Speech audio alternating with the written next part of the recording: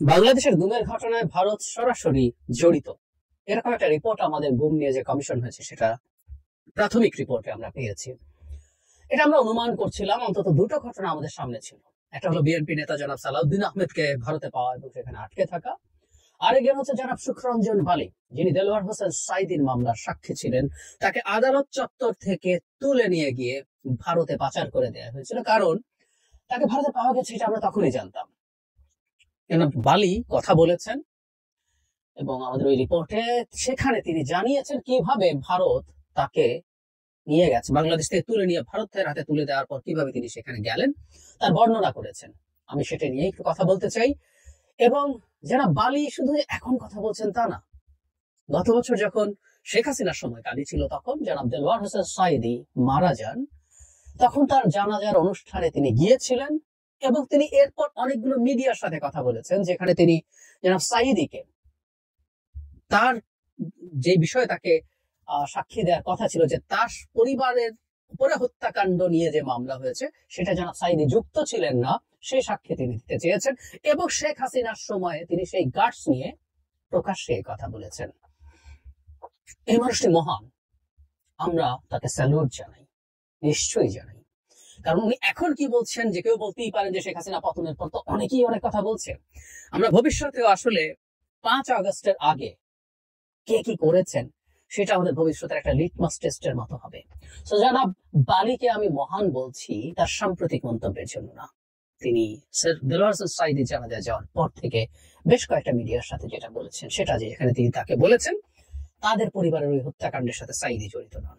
কিন্তু বালির এবারকার statement is very important as well, যার মাধ্যমে আমরা আসলে ভারতকে সরাসরি রিলেট করতে পারবো। বালি বলেন, আমি একটু পড়ছি, এটা একটু রেকর্ড থাকুক।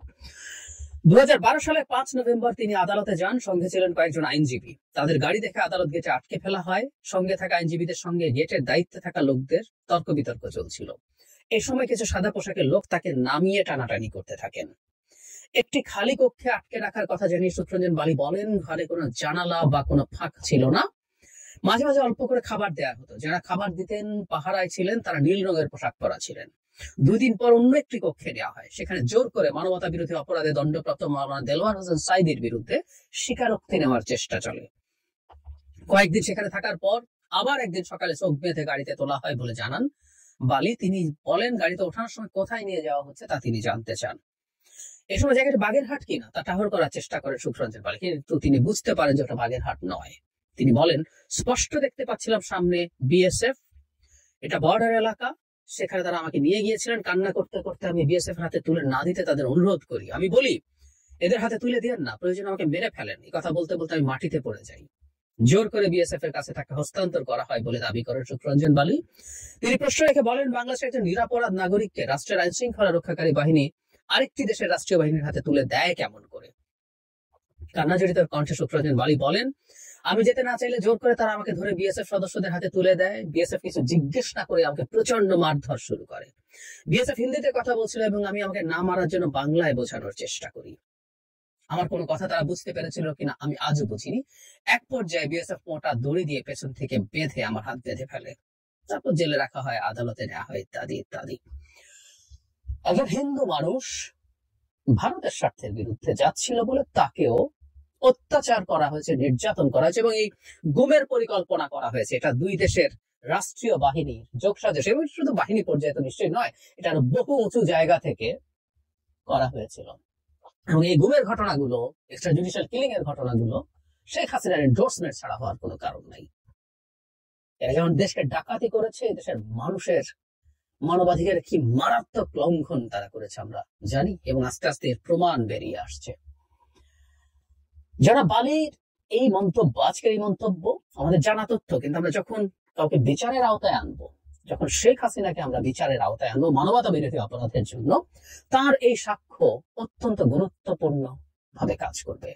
এবং তিনি যে ধর্মীয় সম্প্রদায়ের মানুষ, হিন্দু সম্প্রদায়ের মানুষ, সেই কারণে তার এই ব্যাপারটা আমাদেরকে আরো বেশি উচ্ছ্বসিত করে, আমরা আরো বেশি প্রশংসা করি। কারণ আমরা একটা কথা বলার চেষ্টা করেছি, সাম্প্রতিক সময়ে হিন্দু সম্প্রদায়ের উপর আক্রমণ নিয়ে যে ধরনের বিশ্রী কথাবার্তা, মিথ্যাচার ভারতের দিক থেকে ছড়ানো হচ্ছে, সেটার ক্ষেত্রে আমাদের হিন্দু সম্প্রদায়ের মানুষ যদি সত্যিকার অর্থে দাঁড়ান, সেটার শক্তি অনেক বেশি হয়। ভারত আদতে যে আমাদের দেশের একটা শত্রু, ভারতের সরকার, আমরা এভাবে বলবো, ভারতের জনগণ অবশ্যই না, যদিও জনগণকে খুবই র্যাডিকালাইজ করে ফেলা হচ্ছে, তারা যে আদতে আমাদের শত্রু, সেই বোধটা যদি হিন্দু সম্প্রদায়ের মানুষ আমাদের দেশ থেকে বলেন যে তাদের হিন্দু সম্প্রদায়ের পক্ষ হয়ে কথা বলা তাদের রাজনৈতিক স্বার্থে, এটা এই দেশের হিন্দু সম্প্রদায়ের স্বার্থে না, এগুলো যদি তারা বলেন, সেটা অনেক ভালো ইম্প্যাক্ট ফেলবে বলে আমরা ধারণা করি। তো যারা বালির মতো মানুষ, যিনি ধর্মীয় পরিচয় একজন হিন্দু সম্প্রদায়ের মানুষ, তিনি যখন ভারতের তার উপরে নিপীড়নের কথা বলেন, তাকে গুম করার ক্ষেত্রে যোগ সাজসের কথা বলেন, ভারতের ন্যারেটিভ এস্টাবলিশ করার জন্য একজন ব্যক্তির বিরুদ্ধে মিথ্যা সাক্ষী দেওয়ার কথা বলেন, চাপ দেওয়ার কথা বলেন, তখন সেটা খুব গুরুত্বপূর্ণ একটা দলিল হয়ে থাকে, আমাদের এখানে থাকবে। আবারও বলছি, জনাব বালি মহান, এবং আবারও বলছি, কথাটা শুরুতে বলেছিলাম, তিনি শেখ হাসিনার সময়ও এই কথা বলেছেন, তাকে আমরা স্যালুট জানাই।